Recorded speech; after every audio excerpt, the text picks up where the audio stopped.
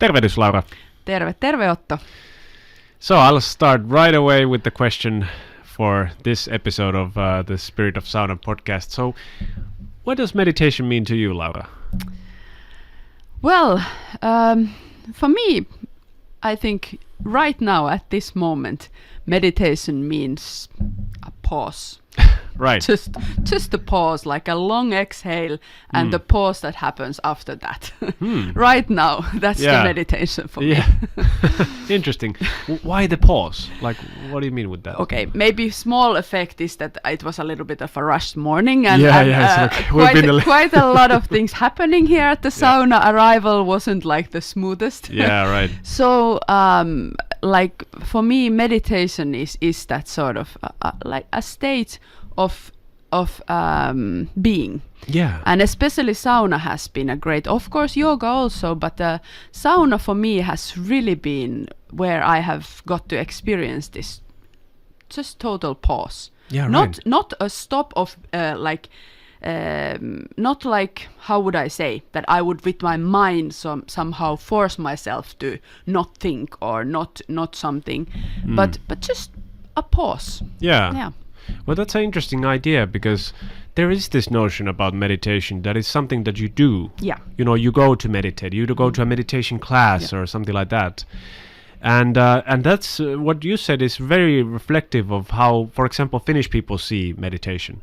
Because the thing is that sometimes, during my yoga teacher career, I've been talking to elderly Finns, about yoga classes. Yeah. And they would say, no, I don't need that. Cross-country skiing is my meditation, or many times, sauna is my meditation. And this is a very, I love this idea. And just what you said about the pause, is that meditation is a state of mind that sort of happens when you let go of something. Yeah. So, indeed, we just had a podcast for another podcast I have a recording just, and we somehow forgot to press the record button and so on. So, letting go of that, I just we had a nice 30-minute discussion with my friend. Okay, I let go of the idea that it was a podcast. It had to be a nice podcast episode. So what is the state of mind after that? And then in the sauna, it is sort of actually quite difficult to bring your whole life to the sauna, like work life and everything. Like, it's not like you have your laptop in sauna. Maybe some people might have. I even heard these horror stories of people who bring their cell phones. Oy. Even one guy who actually changes the phone every 3 to 4 months because he needs to have it in sauna. No. Yeah, but has to say it's very rare. Yes. So usually, because of course, you leave electronics out, you leave your clothes out. So you leave pretty much everything out anyway. Yeah. So mentally also something happens, and you leave the everyday rush of the day out. Yeah. And something akin to meditation might reveal itself. Yeah. And I think like the traditional Finnish way of entering into the sauna, you have the dark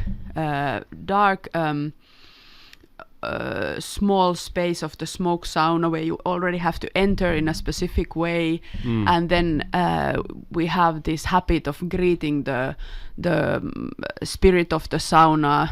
Maybe nowadays we say elf of the sauna, saunatonttu, or the guardian of the sauna, and then we pause with the first löyly. Yeah. The first löyly has been a very special one, so we sort of take a pause and just let that sauna take over all of our senses and all of our being. And it's not about actively doing something, but it's sort of just embracing the moment and letting go of this, how would I say, the everyday thinking and analyzing mind, and sort of more being in your body.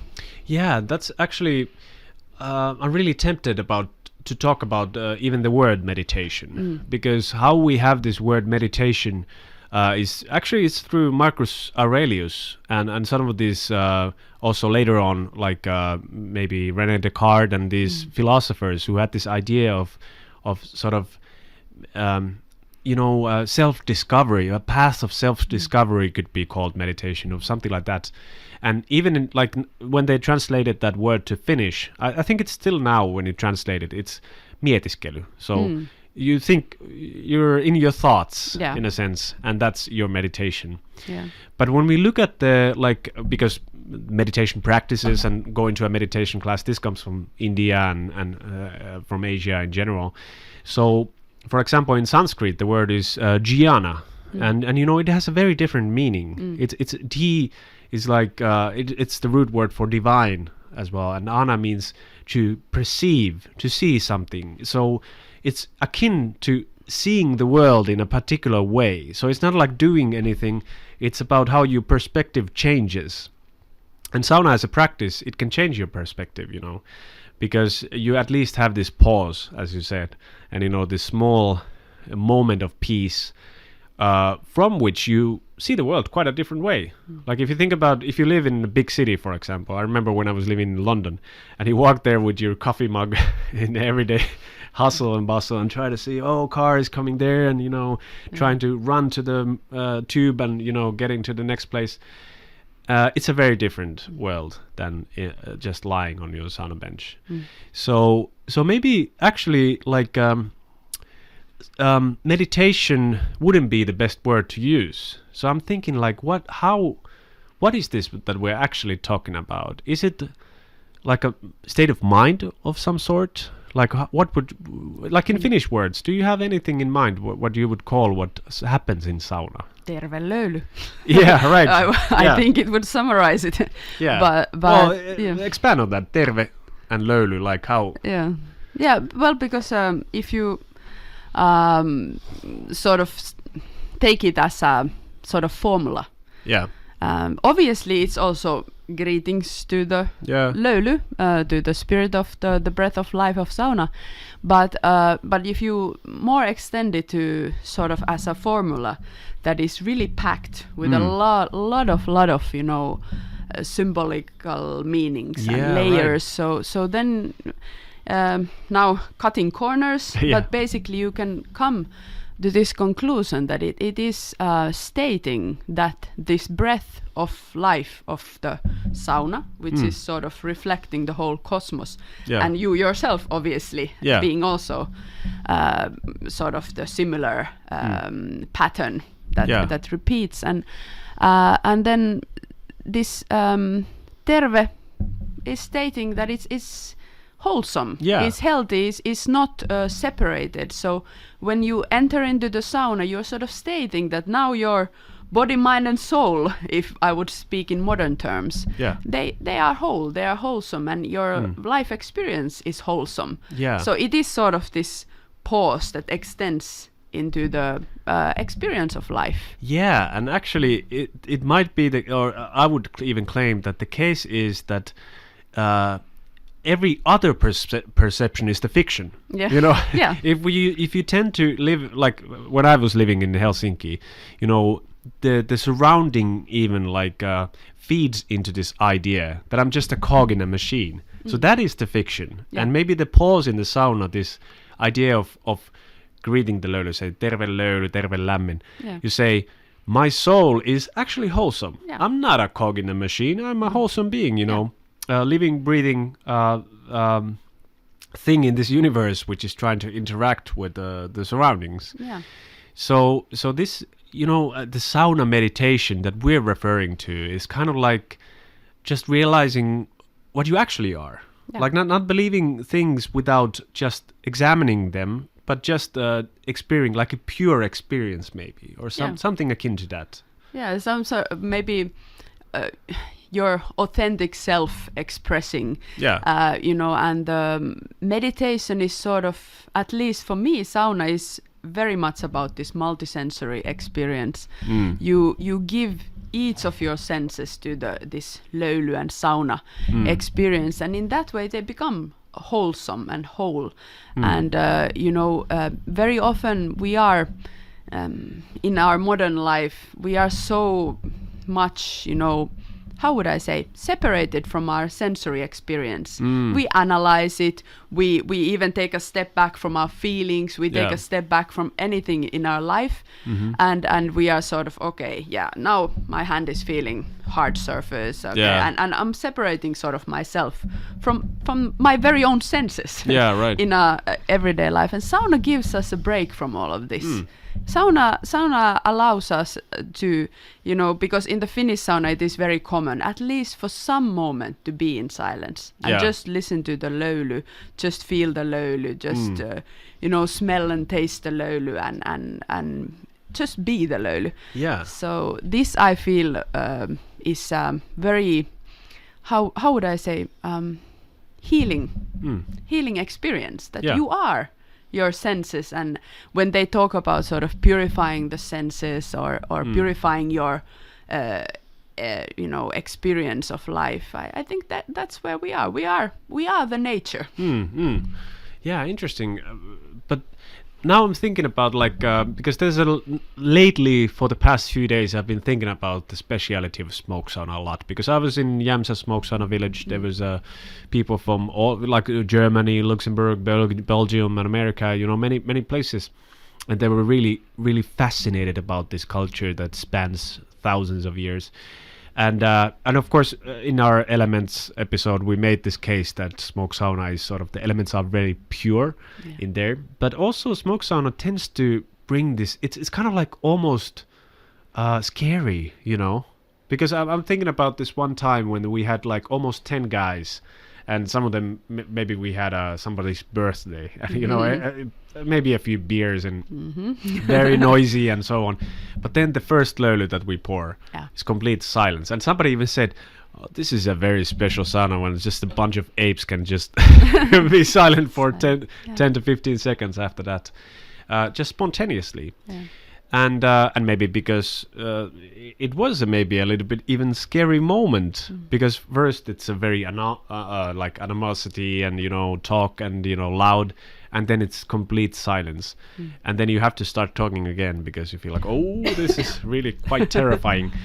So would it be that we actually believe in this sort of hustle and bustle life and this cog in a machine life so much that when we have this pause from that and have our sauna meditation, it might actually be a little bit scary? What do you think?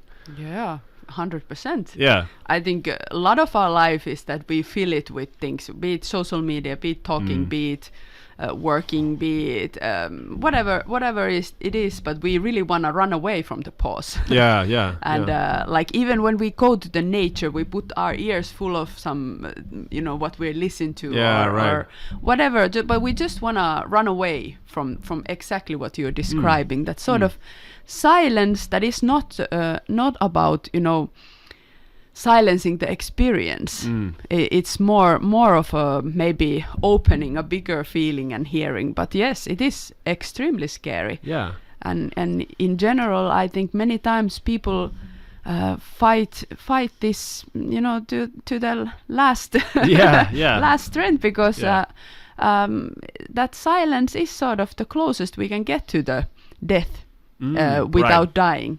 Yeah. So sort of really that sort of pure relaxation, pure silence, that pure being, that pause, it is a scary thing if we are sort of not accepting that, yes, that is underlying basis of everything. Yeah, but that's actually another very interesting thing that ties this to the sort of Eastern thought, because whether in yoga philosophy or I've probably even mentioned this BBC article about Bhutan, where they say the dark secret of Bhutan, when they think about death every day. That's the process of dying, but death every day for 20 minutes. That's their meditation.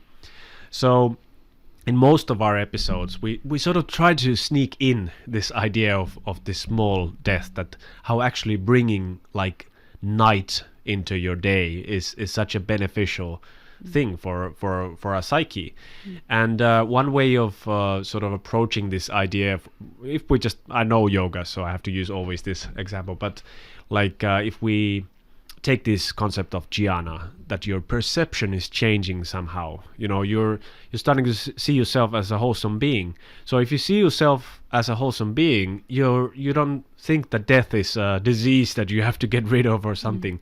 then you see that when there's day, there's also night, and you see the how these rhythms of nature are also affecting us, and how rhythms from heartbeat to your whole life sort of are welcome. You welcome them to your life, and maybe even then I would say that the sauna meditation, it is a meditation about letting go of fear as well, and maybe even the fear of death.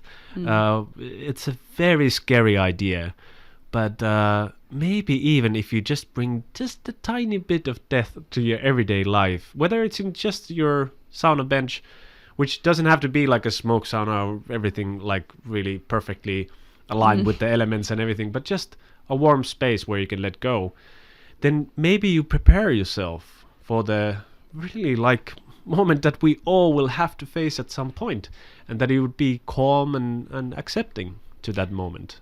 Yeah, and maybe also that your life is not about running away from it. Yeah. But it's actually like embracing that, yes, that the fact that death is to come allows me now to have this full experience of life, and sort of like as a platform of life. And sauna is in that way, this is the very cliche of Finnish sauna, that yes, sauna is the center of Finnish life, that we are born in the sauna, we die in the sauna. But when you think about it, that is exactly what sauna teaches us. Yeah, it's a profound truth. Yes, that gateway goes both ways, and both journeys through this gate are, of equal value and of equal also, how would I say,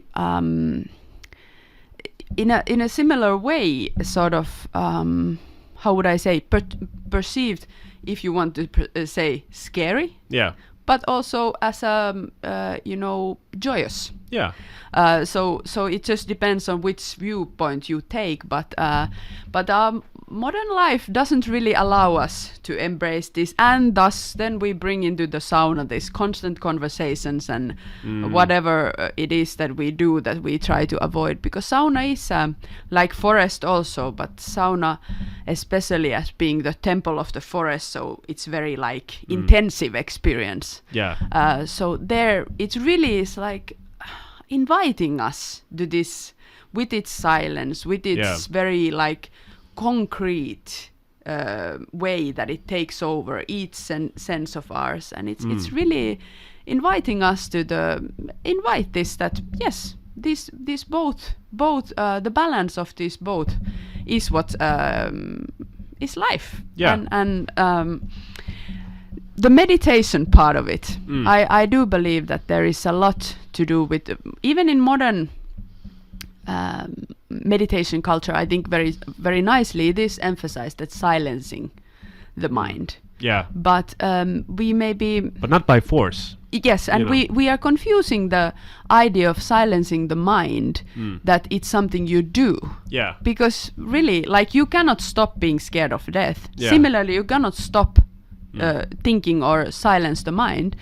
It is something that you have to allow to happen by getting that, like you were nicely describing, very concrete experience, time after time after time, that hey, I'm here in the heat, in the silence, giving all my senses to the sauna and sort of dying. Yeah. And that's, rewriting your system to accept that.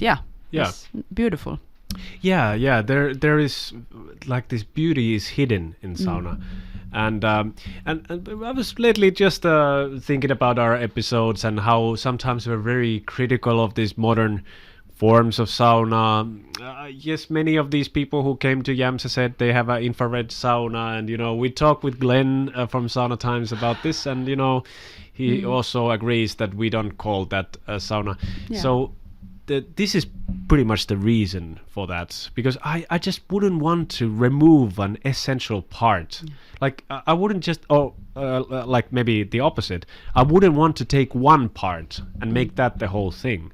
And when scientists are talking about like heat shock proteins, for example, so that you have to have a hot sauna, so the hotness is the only thing that you take, so you don't have like this way of sanctifying your sauna session by by singing a little bit. You don't have the herbs, you don't have the whisk, you don't have like you don't lie down on the benches, you don't cool yourself, like all of that is away. You just have the hotness, and not even the löyly sometimes, and it's like you really take a sliver of a massive culture. And it does remind me of this, that you would have an ancient meditation practice, and first you take just sort of the cognitive part. So you say, like, as a psychologist, like they did in the 70s, it's like, yeah, no spiritual side, please. Just can we maybe help with, this heart problems, with this, lower your blood pressure, train your brain like you would train a muscle. And then you will have massive corporation where you have meditation class. And it's just like, no religion for sure. You can be at any religion or atheist and all of that. So you just one by one take stuff and just take one perspective to it and make that the whole thing. So I guess this is at the root of our criticism. It's not like I'm able to enjoy any kind of sauna. I go to spa saunas when I'm abroad, and just I take what I can. This is what it is. But then I, of course, have the gold standard from the smoke sauna. So I think that's what I always miss, Even if I'm in another smoke sauna, I'm still missing my own place because of the wholesomeness. Because it does have all of that, what is needed for this meditative practice, in a sense. And then it becomes this, it has a bigger goal. It has a goal for preparing myself for the most important task of my life. Like, I worked in a nursery home for one summer, and I talked to people who are 90 or 95 or whatever in the end of their lives. And I already then decided, I don't want to be that person who's there and so afraid of letting go for the last time. So perhaps sauna can be that place where I gently, slowly, accustom myself for this process of letting go. And it might be scary, sure, but when you do it often, it becomes less scary. But in this vein, I would like to ask, because we, of course, do sauna rituals where you have the saunottaja or the sauna healer to do the ritual and sort of carry you. And concretely, like sometimes if you have a treatment, you carry the person to a cold water, it's concretely. How do you see the role of the sauna healer in this process? It is like how would I say, travel guide. Because if you look at these ancient poems, the folk runes that describe sauna, they describe similar type of runes are used to describe the sauna structure, and it is to describe the house, or the house of the underworld, or the house of the land of the dead, where the mother in the lullabies soothes the baby to rest. So the ultimate rest, and this is I see the role of the sauna healer when guiding a sauna ritual is like this mother soothing the baby, rocking the baby to the underworld to have the akka to give her, how would I say, rest remedy from her person. Okay, bad translation, sorry. Right. And but as a travel guide and as this motherly figure, rocking the baby for rest, because that is really, we do a lot. We use herbs, we use songs, we use sound, we use vihtas, whisks, and we use hot and cold treatments. We use honeys, beets, different types of gifts of nature. But basically, what do all those do? We try to be like the mother's arms, soothing you to the to the underworlds, to the land of the rest, like how the plants suck all their essence to rest for the winter. And then, of course, our important duty is also to bring you back. So we open the gate, carry you to the other side, and then we again open the gate and bring you back. So that's sort of travel guide role. Indeed.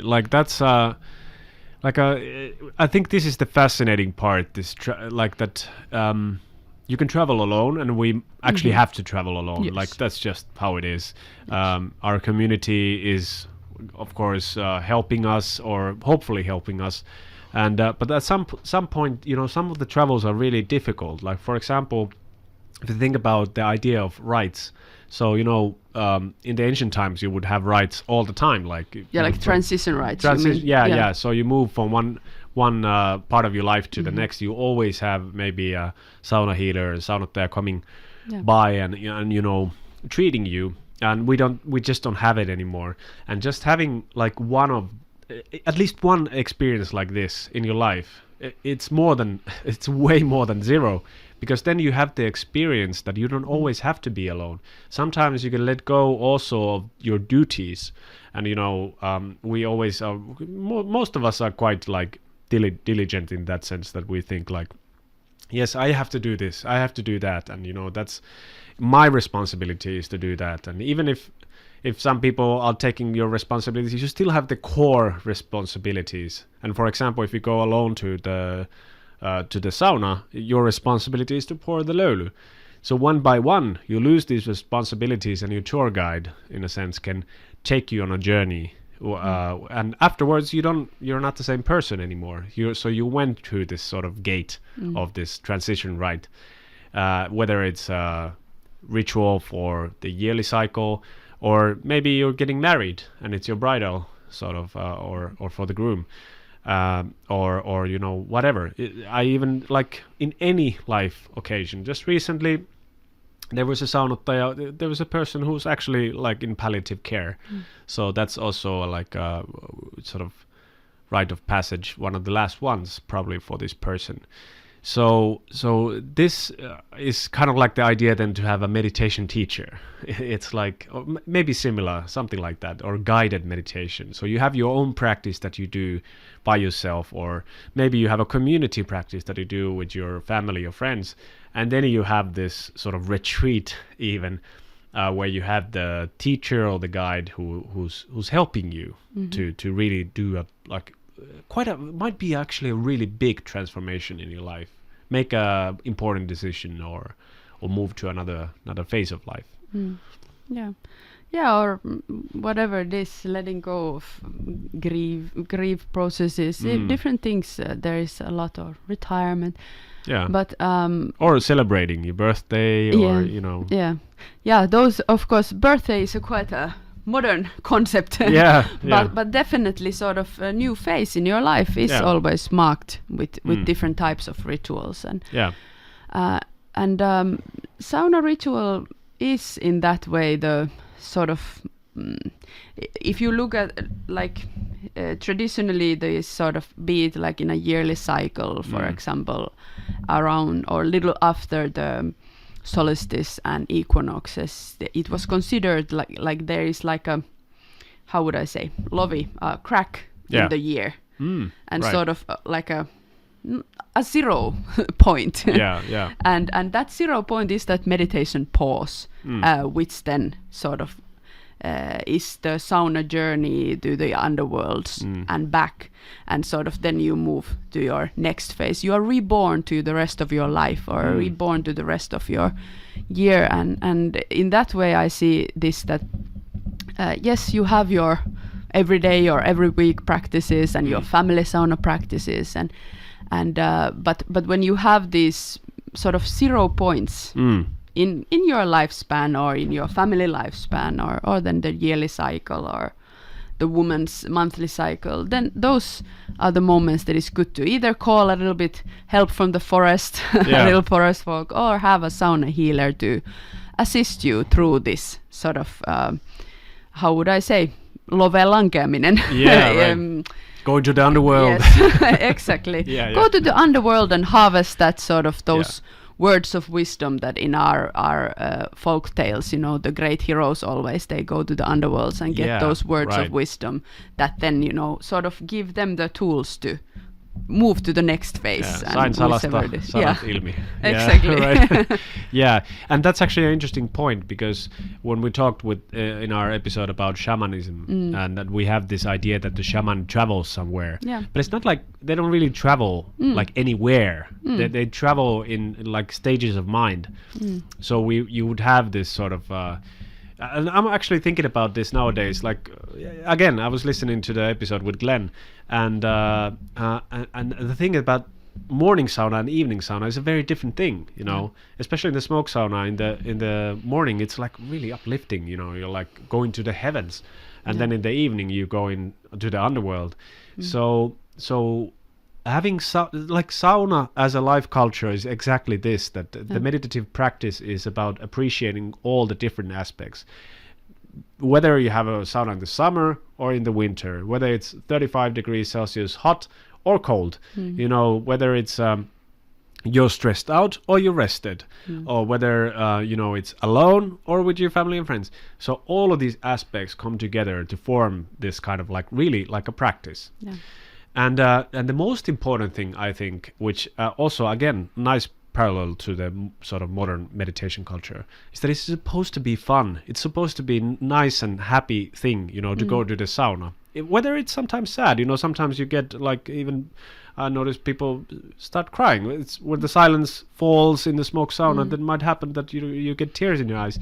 But in the end, you feel blissful after the session anyway. It is a happy thing anyways, if you let go of something that, you know, your grievances or some grief or whatever. You know, afterwards you feel like, oh, it was good to actually do that. So maybe this sauna practice, sauna meditation is about finding happiness, you know, in life, in all of its aspects, and not trying to shut down or shut out any of those parts of life. Yeah, like many times when we close our sauna sessions, we sing a little thank you song, and there we state that yes, löyly and lämpö, they are the source of this love and happiness and bliss, and actually the joy that is actually the underlying or defining aspect of life. Because what's the purpose of being alive but to experience joy? Yeah, right. And I don't mean now that you should be happy all the time and not to ever do anything that is unpleasant. I'm not talking about sense not gratification. Like good vibes only. No good vibes. It can be really like you know, that you're working with sweat and blood, but the joy of being alive,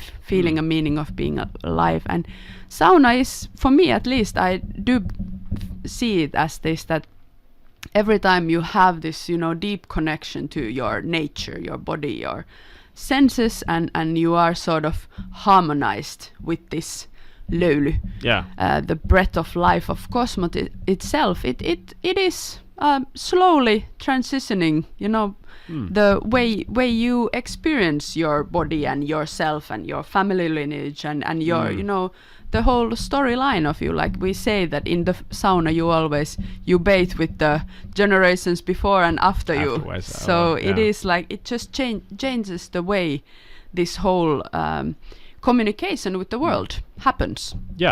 And I think this is like a common thread in these sauna cultures that have survived. There's not so many. I'm just recently I learned about this smoke sauna culture in Ireland, which is one of the last ones. But what we have, like the Finns and the Baltics, maybe the Russians, maybe not even the Mediterranean, maybe the hammam culture doesn't have this sort of meditative so much. I'm not sure. I think it's there. Yeah, it might be, but you have to just go off the beaten path in the same way as you don't want to go to the most posh sauna in Helsinki if you want to experience this.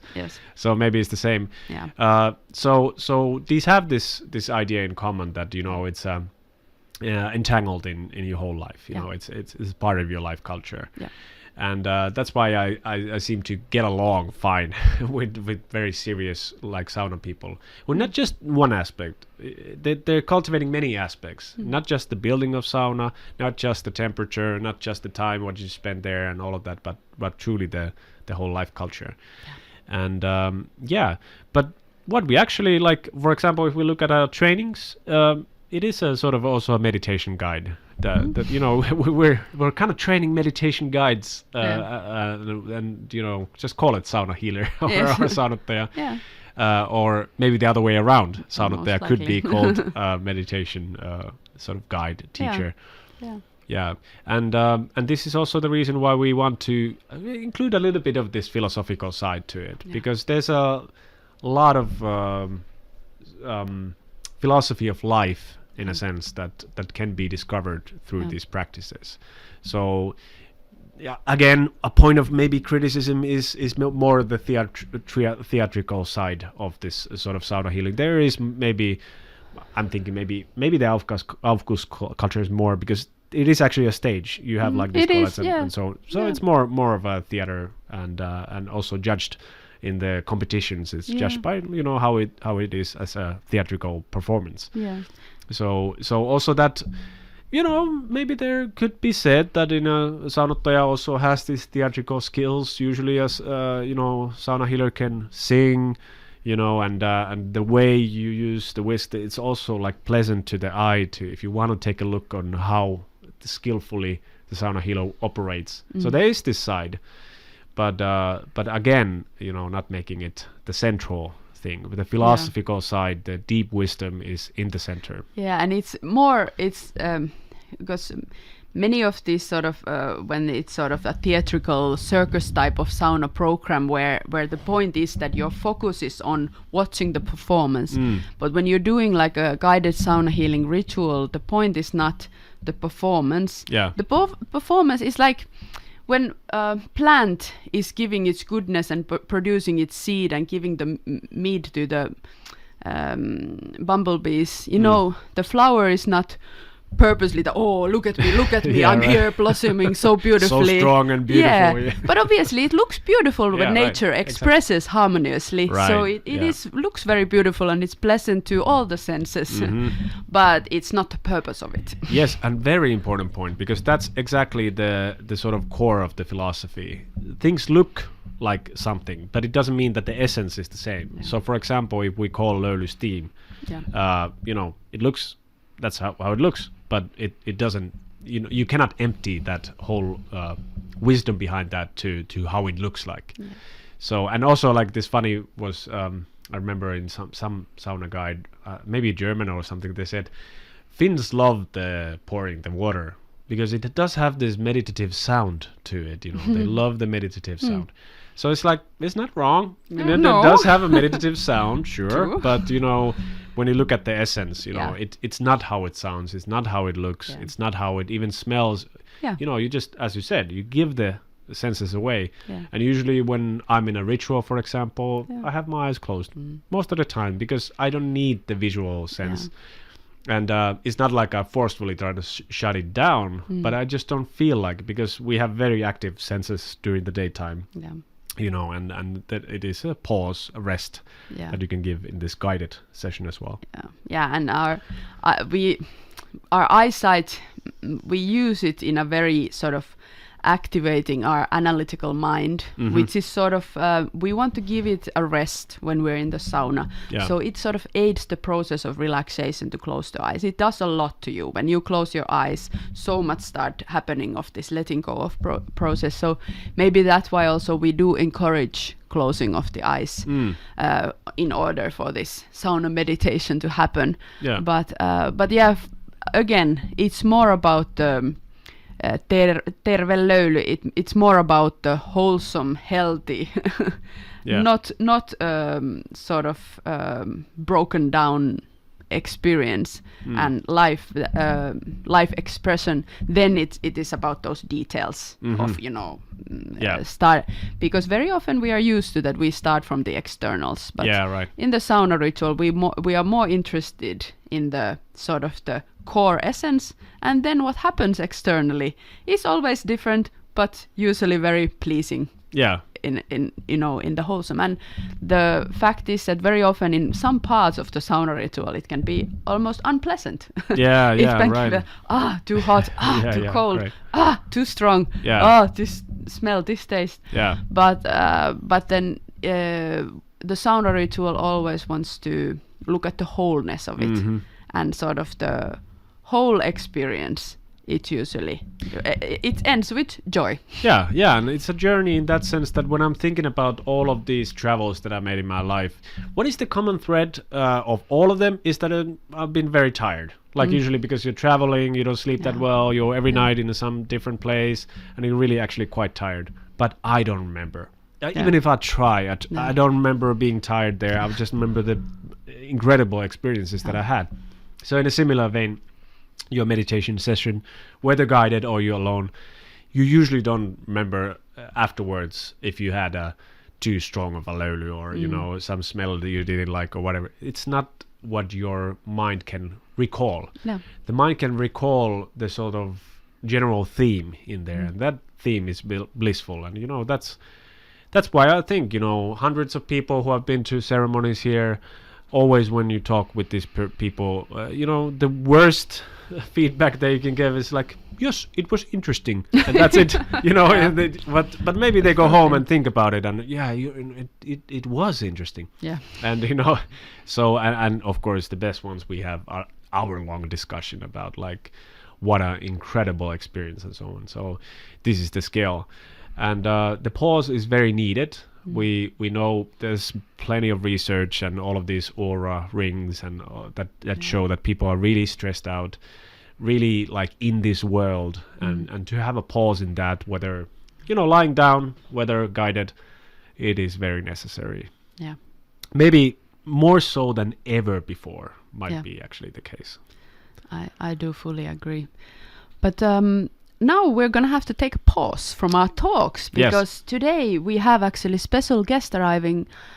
We do host our retreats here like 3 times a year. Now next one in October, we really dive deep into the topic of this episode. Yes, right. Sauna meditation, really bringing it to life to that we can feel and be the sauna meditation.